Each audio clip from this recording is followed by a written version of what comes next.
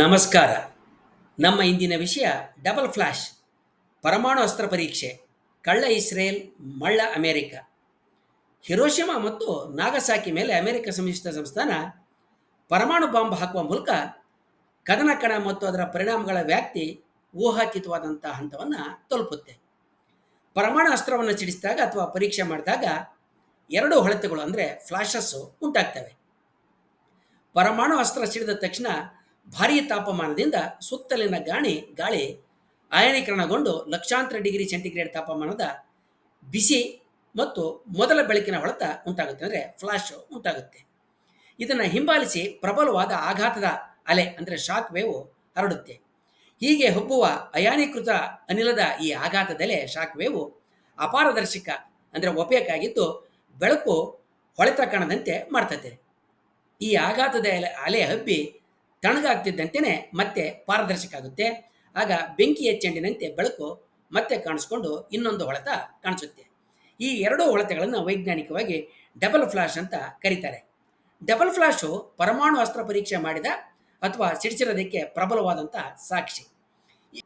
ಇವೆರಡು ಹೊಳೆತಗಳ ನಡುವಿನ ಅವಧಿಯನ್ನು ತಿಳಿದುಕೊಂಡು ಎಷ್ಟು ಪ್ರಬಲವಾದ ಪರಮಾಣು ಅಸ್ತ್ರವನ್ನು ಸಿಡಿಸಲಾಯಿತು ಅಂತ ಕೂಡ ಲೆಕ್ಕ ಮಾಡಿ ತಿಳಿಬಹುದು.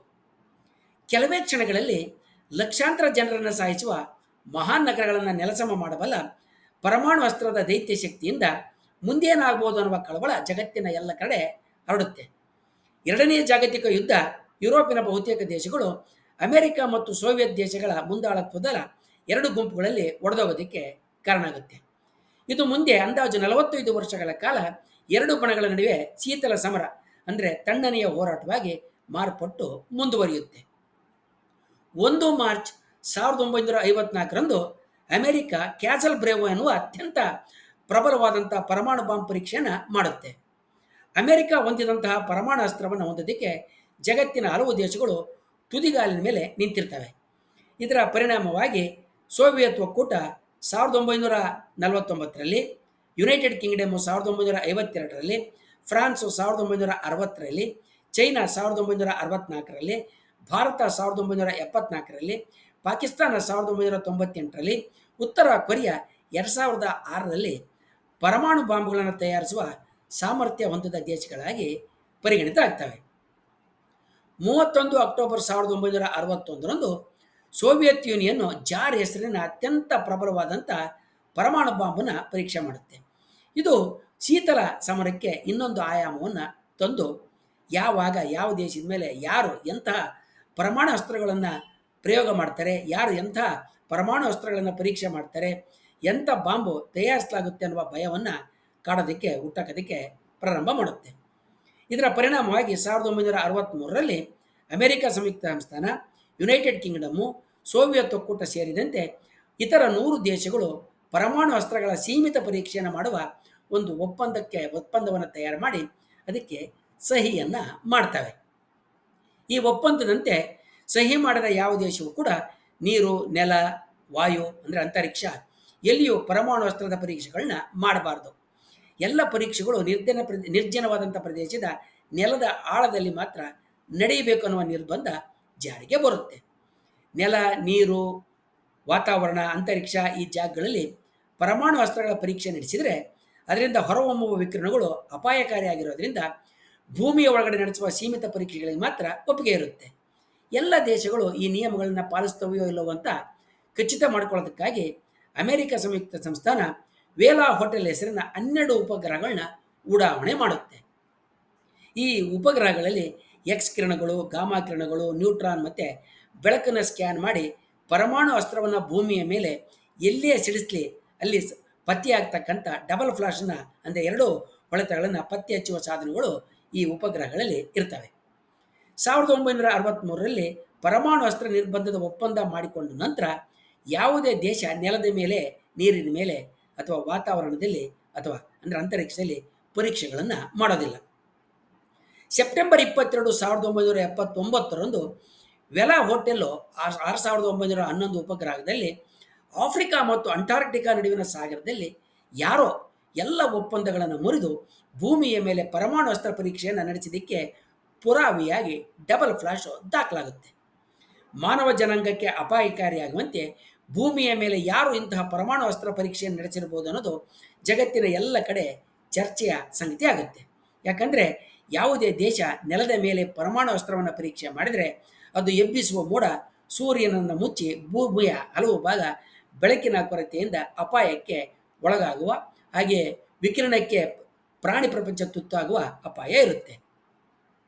ಆಫ್ರಿಕಾ ಮತ್ತು ಅಮೆರಿಕ ಖಂಡಗಳ ನಡುವೆ ನಡೆದ ಭೂಮಿಯ ಮೇಲಿನ ಪರಮಾಣು ಅಸ್ತ್ರ ಪರೀಕ್ಷೆ ನಡೆದ 53 ನಿಮಿಷಗಳ ನಂತರ ವೇಲಾ ಹೋಟೆಲ್ 6911 ಹೆಸರಿನ ಉಪಗ್ರಹ ಡಬಲ್ ಫ್ಲಾಶ್ ಮಾಹಿತಿಯನ್ನು ಫ್ಲೋರಿಡಾದಲ್ಲಿದ್ದ ಬೇಸ್ ಏರ್ಫೋರ್ಸ್ ಕೇಂದ್ರಕ್ಕೆ ಕಳಿಸುತ್ತೆ.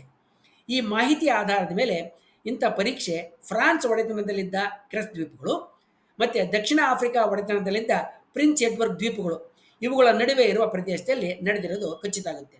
ಇಂತಹ ಪ್ರದೇಶದಲ್ಲಿ ಯಾರು ಪರಮಾಣು ಅಸ್ತ್ರ ಪರೀಕ್ಷೆಯನ್ನು ನಡೆಸಿರ್ಬೋದು ಎನ್ನುವ ಸಂಶಯ ಒಂದು ಕಡೆ ಇದ್ದರೆ, ಇನ್ನೊಂದು ಕಡೆ ಯಾವುದೇ ಪರೀಕ್ಷೆ ನಡೆದೇ ಇದ್ರೂ ವೇಲಾ ಉಪಗ್ರಹದ ಉಪಕರಣಗಳು ಅಥವಾ ಸಾಧನಗಳು ನೈಸರ್ಗಿಕ ಘಟನೆಯನ್ನು ತಪ್ಪಾಗಿ ಅಳೆದು ದಾಖಲಿಸಿರ್ಬೋದು ಅಂತ ಕೆಲವರು ಸಂಶಯವನ್ನು ಕೂಡ ವ್ಯಕ್ತಪಡಿಸ್ತಾರೆ. ವೇಲಾ ಹೋಟೆಲ್ ಉಪಗ್ರಹಗಳಲ್ಲಿದ್ದ ಸಾಧನಗಳು ಯಾವುವು ಕೂಡ ಆ ತನಕ ಯಾವುದೇ ತಪ್ಪು ಅಳತೆಯನ್ನು ಮಾಡಿರೋದಿಲ್ಲ. 1979ಕ್ಕಿಂತ ಮುಂಚೆನೇ ಇವು 49 ಡಬಲ್ ಫ್ಲಾಶ್ಗಳನ್ನ ಅಳೆದಿರ್ತವೆ. ಈ ಎಲ್ಲ ಡಬಲ್ ಫ್ಲಾಶ್ಗಳು ಪರಮಾಣು ಅಸ್ತ್ರದ ಪರೀಕ್ಷೆಯ ಪರಿಣಾಮಗಳಲ್ಲಂತಲೂ ಮತ್ತೆ ಗೊತ್ತಾಗಿರುತ್ತೆ. ಅದಲ್ಲದೆ ಕೆಲವು ಮಿಂಚಿನಿಂದಲೂ ಬಂದಿರತಕ್ಕಂಥವು ಅನ್ನೋದು ಕೂಡ ಗೊತ್ತಾಗಿರುತ್ತೆ. ವೇಲಾ ಉಪಗ್ರಹಗಳು ಈ ಹಿಂದೆ ಪರಮಾಣು ಅಸ್ತ್ರ ಸೀಮಿತ ಪರೀಕ್ಷೆಗೆ ಸಹಿ ಹಾಕದ ಫ್ರಾನ್ಸ್ ಮತ್ತು ಚೀನಾ ನಡೆಸಿದ ಪರೀಕ್ಷೆಗಳನ್ನು ಕರಾರುವಕ್ಕಾಗಿ ಅಳೆದು ದಾಖಲಿಸಿರ್ತವೆ. ಫ್ರಾನ್ಸ್ ಮತ್ತು ಚೀನಾ ದೇಶಗಳು ತಾವು ಪರಮಾಣು ಅಸ್ತ್ರದ ಪರೀಕ್ಷೆಯನ್ನು ಮಾಡೋದಾಗಿ ಮುಂಚೆನೇ ತಿಳಿಸಿರ್ತವೆ. ಆದ್ದರಿಂದ ಈ ಪರಮಾಣು ಅಸ್ತ್ರ ಪರೀಕ್ಷೆಯನ್ನು ಯಾರು ಮಾಡಿರಬಹುದು ಅನ್ನೋದು ಅತ್ಯಂತ ರಹಸ್ಯಮಯ ಸಂಗತಿಯಾಗಿ ಉಳ್ಕೊಳ್ಳುತ್ತೆ. ಪರಮಾಣು ಅಸ್ತ್ರ ಪರೀಕ್ಷೆ ನಡೆದ ಜಾಗದಲ್ಲಿ ಸನಿಹದ ಕ್ರೇಟ್ ದ್ವೀಪಗಳಲ್ಲಿ ಯಾವುದೇ ಫ್ರೆಂಚ್ ನೌಕೆ ಪತ್ತೆಯಾಗಿರೋದಿಲ್ಲ. ಫ್ರೆಂಚರ ನೌಕೆಗಳು ಪರೀಕ್ಷೆ ನಡೆದ ಸ್ಥಳದಿಂದ 12,000 ಕಿಲೋಮೀಟರ್ ದೂರದಲ್ಲಿ ಸಂಚಲನ ಮಾಡ್ತಾ ಇರ್ತವೆ. ಆದರೆ ಇದೇ ಅವಧಿಯಲ್ಲಿ ದಕ್ಷಿಣ ಆಫ್ರಿಕಾದ ಹಡಗುಗಳು ಈ ಜಾಗದಲ್ಲಿ ತಿರುಗಾಡ್ತಾ ಇರ್ತವೆ. ಆದರೆ ಇವು ನೌಕಾದಳದ ಸಾಮಾನ್ಯ ಚಲನವಲನಗಳಾಗಿರ್ತವೆ. ಇದಲ್ಲದೆ ದಕ್ಷಿಣ ಆಫ್ರಿಕಾ ದೇಶ ಪ್ರಿನ್ಸ್ ಎಡ್ವರ್ಡ್ ದ್ವೀಪಗಳನ್ನು ಸದಾ ತನ್ನ ಕಣ್ಣುಗಾವಲಿನಲ್ಲಿ ಇರಿಸಿಕೊಂಡಿರುತ್ತೆ. ಇದೇ ಅವಧಿಯಲ್ಲಿ ದಕ್ಷಿಣ ಆಫ್ರಿಕಾ ಅಂಗೋಲದ ವಿರುದ್ಧ ಮತ್ತು ಕ್ಯೂಬಾ ಪಡೆಗಳ ವಿರುದ್ಧ ಹೋರಾಟವನ್ನು ಮಾಡ್ತಾ ಇರುತ್ತೆ. ಹಗೆಗಳನ್ನು ಎದುರಿಸೋದಕ್ಕೆ ದಕ್ಷಿಣ ಆಫ್ರಿಕಾ ದೇಶ ಪರಮಾಣು ಅಸ್ತ್ರಗಳನ್ನು ಸಿಡಿಸಿರಬಹುದು ಅನ್ನೋ ಗುಮಾನಿ ಕೂಡ ಇರುತ್ತೆ. ಆದರೆ ದಕ್ಷಿಣ ಆಫ್ರಿಕಾ ದೇಶ ಇದಕ್ಕಾಗಿ ಕಲಹರಿ ಮರುಭೂಮಿನಲ್ಲಿ ಆಳವಾಗಿ ಕೊರೆದಿರೋದನ್ನು ಅಮೆರಿಕ ಬೇಹುಗಾರಿಕೆ ಪಡೆ ಪತ್ತೆ ಹಚ್ಚಿರುತ್ತೆ. ಆದ್ದರಿಂದ ದಕ್ಷಿಣ ಆಫ್ರಿಕಾ ದೇಶ ಇನ್ನೂ ದಕ್ಷಿಣಕ್ಕೆ ಸಾಗಿ ಪರಮಾಣು ಅಸ್ತ್ರವನ್ನು ಪರೀಕ್ಷೆ ಮಾಡಿರ್ಬೋದು ಅನ್ನುವ ಗುಮಾನಿ ಇನ್ನೂ ಉಳ್ಕೊಂಡಿರುತ್ತೆ. ಆದರೆ ಅದಕ್ಕೆ ಇನ್ನೊಂದು ತಿರುವು ಕೂಡ ಇರುತ್ತೆ. ದಕ್ಷಿಣ ಆಫ್ರಿಕಾ ದೇಶಕ್ಕೆ ಒಂದು ಅರಬ್ ದೇಶಗಳಿಂದ ಸುತ್ತುವರೆದಿದ್ದ ಒಬ್ಬ ಗುಪ್ತ ಗೆಳೆಯ ದೇಶ ಇರುತ್ತೆ. ಆ ಗೆಳೆಯ ದೇಶ ಇಸ್ರೇಲ್. ಅರಬರಿಂದ ಸುತ್ತುವರೆದಿದ್ದ ಇಸ್ರೇಲ್ ಅವರನ್ನು ಬೆದರಿಸೋದಕ್ಕೆ ಪರಮಾಣು ಅಸ್ತ್ರವನ್ನು ಹೊಂದೋದಕ್ಕೆ ಬಯಸಿರುತ್ತೆ. ಇಸ್ರೇಲ್ ದೇಶ ಪರಮಾಣು ಅಸ್ತ್ರವನ್ನು ಹೊಂದಿರುವ ಹಾಗೆ ಹೊಂದದಿರುವ ದೇಶ ಅಂತ ಬಿಂಬಿಸಿಕೊಳ್ತಕ್ಕಂಥ ತಂತ್ರವನ್ನು ಹೂಡಿರುತ್ತೆ. ಅದು ತಾನು ಪರಮಾಣು ಅಸ್ತ್ರ ಹೊಂದಿದ್ರೂ ಏನು ಗೊತ್ತಿಲ್ಲದ ಅಮಾಯಕನಂತೆ ತೋರಿಸಿಕೊಳ್ಳುವ ಪ್ರಯತ್ನದಲ್ಲಿ ಸಾಕಷ್ಟು ಯಶಸ್ಸನ್ನು ಕೂಡ ಗಳಿಸಿರುತ್ತೆ. ಯಾಕೆಂದರೆ ಯಾರೂ ತನಿಖೆಗೆ ಬರಬಾರ್ದು ಮತ್ತು ತಮ್ಮಲ್ಲಿ ಪರಮಾಣು ಅಸ್ತ್ರ ಇದೆ ಅಂತ ಇತರರು ಹೆದರಬೇಕು ಅನ್ನೋದೇ ಈ ತಂತ್ರದ ಭಾಗ ಆಗಿರುತ್ತೆ. ದಕ್ಷಿಣ ಆಫ್ರಿಕಾ ವರ್ಣಭೇದ ನೀತಿಯಿಂದ ಜಗತ್ತಿನ ಇತರ ದೇಶಗಳ ತಿರಸ್ಕಾರಕ್ಕೆ ಒಳಗಾಗಿರುತ್ತೆ. ಅದೇ ವೇಳೆಗೆ ಇಸ್ರೇಲ್ ತನ್ನ ಪರಮಾಣು ಅಸ್ತ್ರದ ಬಯಕೆಯನ್ನು ತೀರಿಸಿಕೊಳ್ಳುವ ಒಬ್ಬ ಗೆಳೆಯನನ್ನು ಅದರಲ್ಲಿ ಕಂಡಿರುತ್ತೆ. ದಕ್ಷಿಣ ಆಫ್ರಿಕಾದಲ್ಲಿ ಯುರೇನಿಯಂ ಖನಿಜಗಳ ಸಂಪತ್ತು ಇರುತ್ತಾದರೂ ಕೂಡ ಅದನ್ನು ಬಳಸಿಕೊಂಡು ಬಾಂಬ್ ಮಾಡುವ ತಾಂತ್ರಿಕತೆ ಅದಕ್ಕೆ ಇರೋದಿಲ್ಲ. ಇಸ್ರೇಲ್ ಗುಟ್ಟಾಗಿ ಅಮೆರಿಕದಿಂದ ಪರಮಾಣು ಅಸ್ತ್ರಗಳನ್ನು ಮಾಡುವ ತಂತ್ರಜ್ಞಾನವನ್ನು ಪಡೆದಿರುತ್ತೆ. 1979ರ ವೇಳೆಗೆ ಇಸ್ರೇಲು ಗುಟ್ಟಾಗಿ ಪರಮಾಣು ಬಾಂಬ್ ತಯಾರಿಸುವ ಸಾಮರ್ಥ್ಯವನ್ನು ಗಳಿಸಿಕೊಂಡಿರುತ್ತೆ. ದಕ್ಷಿಣ ಆಫ್ರಿಕಾ ಕೂಡ ಅಂತಹುದೇ ಬಾಂಬ್ಗಳನ್ನು ಮಾಡಿಕೊಳ್ಳುವ ತವಕದಲ್ಲಿರುತ್ತೆ. 1979ರಲ್ಲಿ ಡಬಲ್ ಫ್ಲಾಶ್ ದಾಖಲಿಸುವ ಮೊದಲು ದಕ್ಷಿಣ ಆಫ್ರಿಕಾದ ಸೈಮನ್ ಟೌನ್ ಹಾರ್ಬರು ಮತ್ತು ನೌಕಾ ಕೇಂದ್ರಗಳನ್ನು ನಿರ್ಬಂಧ ಹಾಕಿ ಸಾರ್ವಜನಿಕರು ಆ ಕಡೆ ಹೋಗದಂತೆ ಮಾಡಲಾಗಿರುತ್ತೆ. ಅದೇ ಸಮಯದಲ್ಲಿ ದಕ್ಷಿಣ ಆಫ್ರಿಕಾದ ರಕ್ಷಣಾ ಪಡೆಗಳು ಕಟ್ಟೆಚ್ಚರದಲ್ಲಿ ಇದ್ದುವಂತ ನಂತರ ಚಿಕ್ಕ ದಾಖಲೆಗಳು ಖಚಿತಪಡಿಸಿದವೆ. ತೀರ್ಥಾ ಘಾರ್ಟಿ ಕೊಮೋಟ್ ಅನ್ನುವ ಸೋವಿಯತ್ ಮೂಲದ ಕಮಾಂಡರು ಡಬಲ್ ಫ್ಲಾಶ್ ನಡೆದ ಅವಧಿಯಲ್ಲಿ ಸೈಮನ್ ಟೌನ್ ನೇವಲ್ ಬೇಸ್ನಲ್ಲಿ ಕಮಾಂಡರ್ ಆಗಿರ್ತಾನೆ. ಈತನನ್ನು ನಂತರ ಸೋವಿಯತ್ ಬೇಹುಗಾರ ಅಂತ ಬಂಧನವನ್ನು ಮಾಡಲಾಗುತ್ತೆ. ಇದನ್ನು ಸೆರೆಯಲ್ಲಿ ಇರಿಸಲಾಗುತ್ತೆ. 1994ರಲ್ಲಿ ಈತ ಬಿಡುಗಡೆಯಾದ ಮೇಲೆ ಇಸ್ರೇಲ್ ಮತ್ತು ಸೌತ್ ಆಫ್ರಿಕಾ ದೇಶಗಳು ಜಂಟಿಯಾಗಿ ಆಪರೇಷನ್ ಫೀನಿಕ್ಸ್ ಹೆಸರಿನಲ್ಲಿ ಪರಮಾಣು ಅಸ್ತ್ರವನ್ನು ಸಿಡಿಸಿದ್ವು. ಅದರಲ್ಲಿ ನಾನು ಅಧಿಕೃತವಾಗಿ ನೇರವಾಗಿ ಭಾಗಿಯಾಗಿರಲಿಲ್ಲ ಅಂತ ಈತ ತಿಳಿಸಿದ್ದಾನೆ. ಈ ಎರಡೂ ದೇಶಗಳು ಯಾರಿಗೂ ತಿಳಿಯದಂತೆ ಪರಮಾಣು ಅಸ್ತ್ರ ಪರೀಕ್ಷೆಯನ್ನು ತಾವು ಮಾಡಿದ್ವಿ ಅಂತ ಭಾವಿಸಿದ್ವು. ಅದು ಕೂಡ ವೇಲ್ ಹೋಟೆಲ್ ಉಪಗ್ರಹಗಳು ಸಂಕೇತಗಳನ್ನು ದಾಖಲಿಸಿ ಈ ಕಳ್ಳ ಕೆಲಸವನ್ನು ಪತ್ತೆ ಹಚ್ಚಿದ್ವು. ಈ ಘಟನೆ ಅಮೆರಿಕದ ಅಧ್ಯಕ್ಷ ಜಿಮ್ಮಿ ಕಾರ್ಯಕ್ರಮದ ಮೇಲೆ ಬಹಳ ಒತ್ತಡವನ್ನು ಹೇರಿದ್ರಿಂದ ಅಮೆರಿಕ ಸರ್ಕಾರ 8 ಜನ ತಜ್ಞರ ತನಿಖೆಯನ್ನು ರಚಿಸಿ ಅದನ್ನು ರುನಾ ಸಮಿತಿ ಅಂತ ಕರೆಯುತ್ತೆ. ಈ ಸಮಿತಿಯ ಮುಂದಾಳತ್ವವನ್ನು MIT ಎಲೆಕ್ಟ್ರಿಕಲ್ ಇಂಜಿನಿಯರಿಂಗ್ ಡಿಪಾರ್ಟ್ಮೆಂಟ್ನ ಜಾಕ್ ರುನಾ ವಹಿಸಿಕೊಂಡಿರ್ತಾರೆ. ಈ ಸಮಿತಿ ಸತ್ಯವನ್ನು ಹುಡುಕೋದ್ರ ಬದಲು ಸರ್ಕಾರ ಹೇಳಿದಂತೆ ಅದನ್ನು ಮುಚ್ಚಿ ಹಾಕುವ ಕೆಲಸವನ್ನು ಮಾಡಿತ್ತು ಅನ್ನುವ ಅಪವಾದಗಳು ಇದ್ದಾವೆ.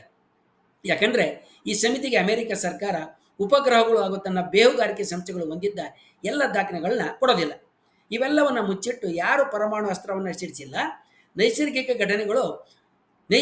ಘಟನೆಗಳನ್ನ ಉಪಗ್ರಹ ಸಾಧನಗಳು ತಪ್ಪಾಗಿ ದಾಖಲಿಸಿದ್ದೇವೆ ಅಂತ ಸಾಧಿಸೋದೇ ಈ ಸಮಿತಿಯ ಗುರಿಯಾಗಿರುತ್ತೆ.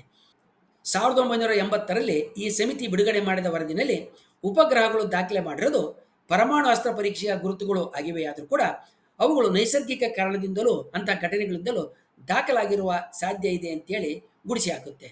ಉಪಗ್ರಹಗಳಿಗೆ ಸಣ್ಣ ಉಲ್ಕೆ ಹೊಡೆದಿರ್ಬೋದು ಅಂತ ತನ್ನ ತೀರ್ಮಾನದಲ್ಲಿ ಈ ಸಮಿತಿ ತಿಳಿಸುತ್ತೆ. ಆದರೆ ಈ ವರದಿಗೆ ವಿರುದ್ಧವಾಗಿ ವೇಲಾ ಹೋಟೆಲ್ ಉಪಗ್ರಹದ ಇತರ ಸಾಧನಗಳು ಡಬಲ್ ಫ್ಲಾಶ್ ನಡೆದಿದೆ ಅಂತ ಯಾವುದೇ ಸಂಶಯ ಇಲ್ಲದೆ ದಾಖಲೆ ಮಾಡಿರ್ತವೆ. ವಾತಾವರಣದ ವಿಕಿರಣ ಕುರಿತಾಗಿ ನಡೆಸಿದ ಪರೀಕ್ಷೆಗಳಲ್ಲಿ ಅಯೋಡಿನ್ 131A ಧಾತು ಪತ್ತೆಯಾಗುತ್ತೆ. ಈ ಧಾತು ಪರಮಾಣು ಅಸ್ತ್ರ ಸಿಡಿದಾಗ ಉಂಟಾಗುವ ಧಾತು. ಅಪರಾಧಿ ಸ್ಥಾನದಲ್ಲಿ ಇಸ್ರೇಲ್ ಮತ್ತು ದಕ್ಷಿಣ ಆಫ್ರಿಕಾಗಳನ್ನು ನೋಡೋದಕ್ಕೆ ಮತ್ತು ಇರಿಸೋದಕ್ಕೆ ಬಯಸದ ಅಮೆರಿಕದ ಸಂಸ್ಥಾನ ಜಿಮ್ಮಿ ಕಾರ್ಟರ್ ಆಡಳಿತದ ಮುಂದಾಳತ್ವದಲ್ಲಿ ಜಗತ್ತಿನ ಮುಂದೆ ಇಸ್ರೇಲ್ ನಡೆಸಿದ ಈ ಪುಂಡುತನವನ್ನು ಕಾಣದಂತೆ ಮುಚ್ಚಿ ಹಾಕುತ್ತೆ. ಕಳೆದ ದಿನಗಳ ಹಿಂದೆ ಇರಾನ್ ಇಸ್ರೇಲ್ ನಡುವೆ ನಡೆದಂಥ ಕದನದಲ್ಲಿ ಇಸ್ರೇಲ್ ಪರ ಅಮೆರಿಕ ಏನು ಮಾಡಿತು ಅನ್ನೋದು ನಿಮಗೆಲ್ಲವುದು ಗೊತ್ತು.